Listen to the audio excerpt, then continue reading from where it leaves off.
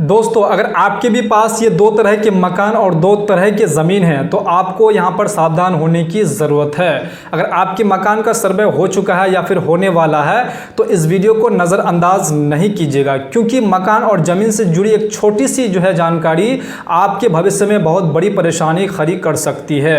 जी हाँ दोस्तों, इस वीडियो को शुरू से अंत तक जरूर देखिएगा। मैं आपको आज के इस वीडियो में यही बात जो आसान भाषा में बताने वाला हूँ कि आपके पास भी अगर ये दो मकान और दो ज़मीन है तो आपको कितने सावधान यहां पर बरतना बेहद जरूरी है ताकि आपका मकान बच सके। आपको पता है कि पूरे भारत में जनगणना यहां पर हो रही है। पहला फेज का यहां पर जो जनगणना हो चुका है अब, लेकिन 2027 में दूसरे चरण में आपका यहां पर जनगणना को कंप्लीट की जाने वाली है। तो इसलिए आपको ये दो प्रकार की जमीन और दो प्रकार की मकान के बारे में मालूम होना बेहद जरूरी है ताकि आपका घर, आपका मकान यहां पर बच सके। अगर आप ये सोचते हैं कि सरकार जो यहां पर हमारा मकान तोड़ देगी, देखिए जनगणना का मतलब ये नहीं है कि आपका मकान जो सरकार आकर के तोड़ देगी, नहीं, आपका यहां पर प्रोसेस है, उसके बाद यहां पर तोड़े जाएंगे। अगर आप ये दो मकान और दो यहां पर जो घर के बारे में जान लेते हैं तो आप अपने जमीन और अपने मकान को यहां पर जो आसानी से बचा सकते हैं, क्योंकि बहुत सारे लोग यहां पर अपनी गलती के कारण जो यहां पर भविष्य में बहुत बड़ा यहां पर परेशानी में यहां पर पड़ जाते हैं। तो आखिर ये दो तरह के मकान और जमीन कौन से है, इसके बारे में आपको अच्छी तरीके से जानकारी होना चाहिए ताकि आपको बाद में परेशानी का सामना ना करना पड़ सके। तो चलिए इस वीडियो में एक एक करके हम आसानी से समझते हैं। पहला मकान, अगर आपका मकान इस प्रकार के जमीन पर बना हुआ है तो आपको यहाँ पर जो सतर्क होने की जरूरत है। अगर आपका मकान सरकारी रिकॉर्ड वाला जमीन पे अगर बना हुआ है, अगर आपका मकान नदी, नाला, पोखर या फिर सरकारी भूमि पर बना हुआ है, या फिर गैर मजरूआ आम, गैर मजरूआ खास या फिर कोई सार्वजनिक भूमि पर आपका मकान बना हुआ है, पहले नदी बहती थी, पहले आपका वहां पर पोखर था, पहले आपका नाला था और उसी पे आप अपना मकान बना लिए हैं। और बहुत सारे लोगों का यह भी सवाल है कि हम 50, 60, 70 साल से यहां पर इस जमीन पर और इस मकान को यहां पर जो बना करके हम रखे हुए हैं, तो ये जमीन हमारी है, इस जमीन का मालिक मैं हूं, इस मकान का मालिक मैं हूं। तो ये कहना आपके लिए उचित नहीं है। आपको सबसे पहले यहां पर जो है बिहार के भूमि पोर्टल पे जाकर के आपको ये आधिकारिक चेक कर लेना बेहद जरूरी है कि ये जमीन जो है हम जिस पे बैठे हुए हैं, ये जमीन किसकी है, ये जमीन किसके नाम पे यहां पर जो दर्ज है सरकारी रिकॉर्ड में। तो ये चीज आपको चेक कर लेना बेहद जरूरी है। और इस कंडीशन में अगर सरकारी यहां पर पाए जाते हैं तो वहां पर आपको यहां पर रुकने की जरूरत है और वहां पर सावधान होने की आपको जरूरत है। अगर आप गलत तरीके से अगर इंफॉर्मेशन दे देंगे कि ये मेरी जमीन है और इसका मैं ही मालिक हूं, तो आप वहां पर फंस सकते हैं। फिर जांच में यहां पर अगर सरकारी भूमि पाए जाते हैं तो आपको बिना नोटिस दिए, बिना बोले आपका यहां पर जो मकान तोड़े जा सकते हैं। तो इसलिए समय रहते ही आप अपना जमीन का रिकॉर्ड सही से चेक कर लीजिए। अगर आपका भी मकान इस प्रकार के जमीन पर यहां पर बना हुआ है तो आपको यहां पर जो है चिंता करने की जरूरत है और आपको यहां पर जो है परेशान होने की जरूरत है। आपको अपना काम जो यहां पर सुरक्षित करने की जरूरत है, नहीं तो आप भी यहां पर परेशानी में रह जाएंगे और आप सोचेंगे कि ऐसा कैसे हो गया, 50 से 60 साल से तो मैं यहां पर रह रहा हूं, अचानक सरकार की भूमि कैसे बन गए। देखिए ऐसा नहीं है, आपको यहां पर सरकार के रिकॉर्ड में जांच करना होगा कि ये जो जमीन है ये किसके रिकॉर्ड में है। अगर आपको पता चल जाता है कि ये सरकारी रिकॉर्ड में सरकारी भूमि है तो आपको छोड़ना ही होगा। इसलिए आप अपने जहन से ये बात जरूर हटा लीजिए। अगर आप 50 से 70 साल से यहां पर जो पुराना आपका मकान है और इतने दिन से रह रहे हैं और आप सोच रहे हैं कि इतना पुराना मकान, इस जमीन का मालिक मैं ही यहां पर बनूंगा, तो ऐसा बिल्कुल भी नहीं है। अगर सरकारी रिकॉर्ड में अगर सरकार की वो भूमि है तो आपको वहां से जाना ही पड़ेगा, आप कुछ भी यहां पर नहीं कर पाएंगे।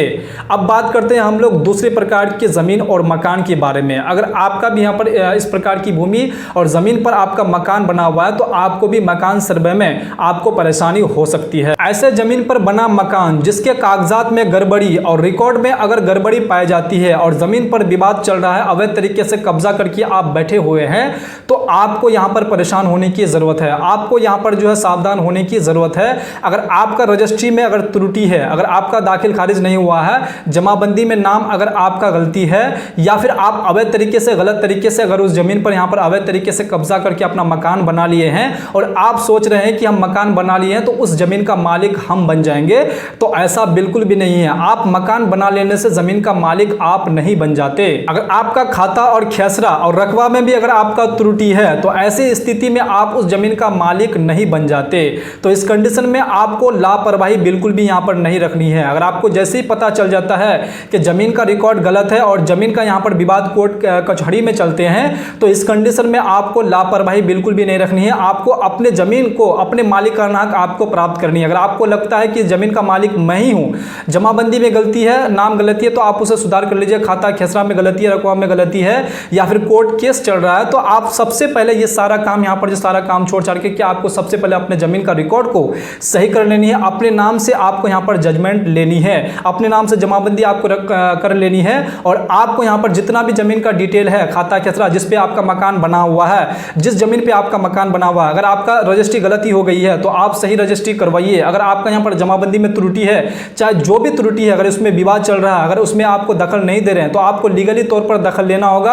आपका दस्तावेज में त्रुटि है, गड़बड़ी है, वो आपको सुरक्षित करना होगा, तभी आप उस ज़मीन का मालिक बन पाएंगे और उस मकान का मालिक आप बन पाएंगे। आपको भविष्य में किसी भी प्रकार की आपको भी परेशानी नहीं होगी और आपके जो आने वाले जो बच्चे हैं उनको भी परेशानी नहीं होगी। अगर आप चाहते हैं कि परेशानी ना हो तो आपको लापरवाही बिल्कुल भी यहाँ पर नहीं करनी, आपको अभी से अपना काम करने में लग जाना चाहिए। क्योंकि बहुत सारे लोग यही सोचते हैं कि जब यहाँ पर सर्वे कर्मी आएंगे तो उस समय हम लोग देखे जाएंगे और उस समय हम लोग यहाँ पर जो सुधार करेंगे, तो उस समय आप भी और भी परेशानी में यहाँ पर पड़ जाएंगे। तो इसलिए समय रहते आपको ये सारे काम कर लेने हैं। अगर आपके भी पास ये दो तरह के मकान, दो तरह के घर हैं, तो आपको यहाँ पर जो लापरवाही बिल्कुल भी यहाँ पर नहीं बरतनी है। अगर आप लापरवाही बरतेंगे तो फिर आप बहुत बड़ी समस्या में पड़ सकते हैं, क्योंकि आप मकान बनाते हैं लाखों करोड़ों का। अगर आपका एक ही झटके में अगर वो लाखों करोड़ों का सपना अगर टूट जाते हैं तो आपको बहुत ही दर्द होगा। तो इसीलिए जब भी आप मकान अगर बनाते हैं, आप लाखों करोड़ों का मकान बनाते हैं, पूरी जिंदगी की मेहनत का कमाई का आप मकान बनाते हैं, और मकान सर्वे के समय में अगर आपका ये स्थिति हो जाते हैं, आपके घर में आपकी जमीन पे अगर नोटिस आ जाते हैं, तो आपका नींद चैन सब खो जाता है। तो इसलिए अगर आप चाहते हैं कि आप बिल्कुल सुख शांति की जिंदगी जिए, पैसा भी लगाएं, सुख शांति की जिंदगी भी आप जीना चाहते हैं, तो आपको ये गलती बिल्कुल भी नहीं करनी है।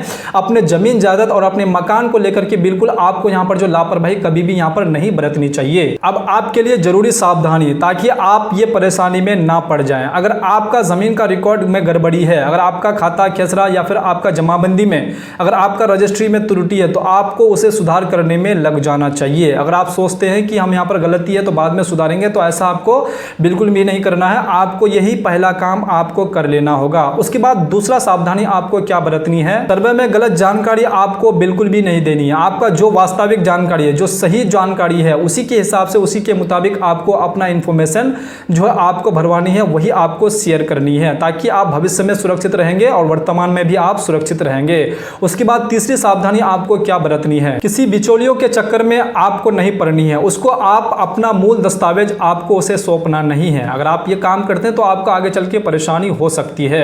उसके बाद आपको ये बात जरूर ध्यान रखनी है, अगर सरकार की तरफ से सरकारी भूमि पर, आपके मकान पर अगर कोई नोटिस अगर आ जाते हैं, तो उस नोटिस को आपको नजरअंदाज बिल्कुल भी नहीं करनी है। उस नोटिस को आपको अच्छी तरीके से पढ़नी है और पढ़ करके उसमें देखना है कि किस प्रकार से इंफॉर्मेशन आपसे मांगे जा रहे हैं, किस प्रकार के दस्तावेज आपको दिखाने के लिए बोल रहे हैं। तो आपको वो दस्तावेज जुटाने में आपको यहाँ पर लग जाना चाहिए। अगर आपको समझ में नहीं आता है तो किसी आप एक योग्य वकील से आप यहाँ पर कांटेक्ट करके उनसे अपना यहाँ पर नोटिस पढ़वा करके उनसे आप अपना यहाँ पर जो करवा सकते हैं, अगर आपको समझ में यहाँ पर नहीं आते हैं तो। लेकिन आपको गलती से भी सरकार की तरफ से जो नोटिस आते हैं जमीन या फिर आपके मकान पर, तो आपको वहाँ पर चुप रहने की जरूरत नहीं, आपको नजरअंदाज बिल्कुल भी नहीं करना है, आपको तुरंत एक्शन यहाँ पर लेना होगा। नहीं तो आपका यहाँ पर जो है, जो सरकार की तरफ से जो यहाँ पर जो टाइम और जो यहाँ पर समय यहाँ पर निर्धारित की गई, इतने समय पे अगर आप यहाँ पर साबित नहीं करते हैं तो आपका मकान तोड़े भी जा सकते हैं और हम तोड़ भी देंगे।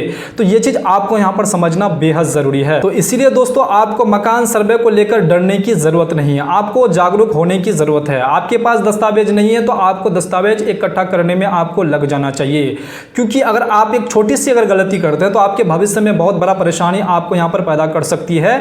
आप लाखों करोड़ों का यहाँ पर जो है मेहनत से, अपने पैसे से यहाँ पर जो है मकान बनाते हैं, करोड़ों का खर्चा करके, और पूरी जिंदगी का यहाँ पर पैसा आप यहाँ पर जो है कमा करके, खर्च करके आप मकान बनाते हैं। अगर वो एक पल में अगर टूट जाता है तो आपको कितना यहाँ पर जो दर्द होगा, जो बनाते हैं उसी को ये बात पता होंगे।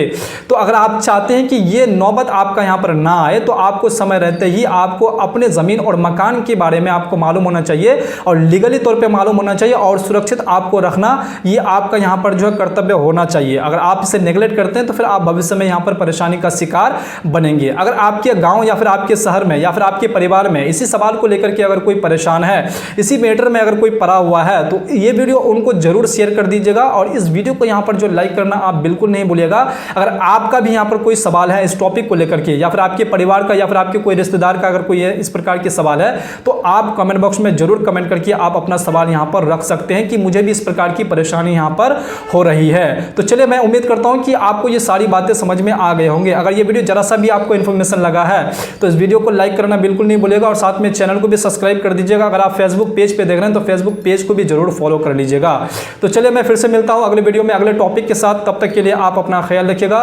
वीडियो देखने के लिए आपका बहुत बहुत धन्यवाद।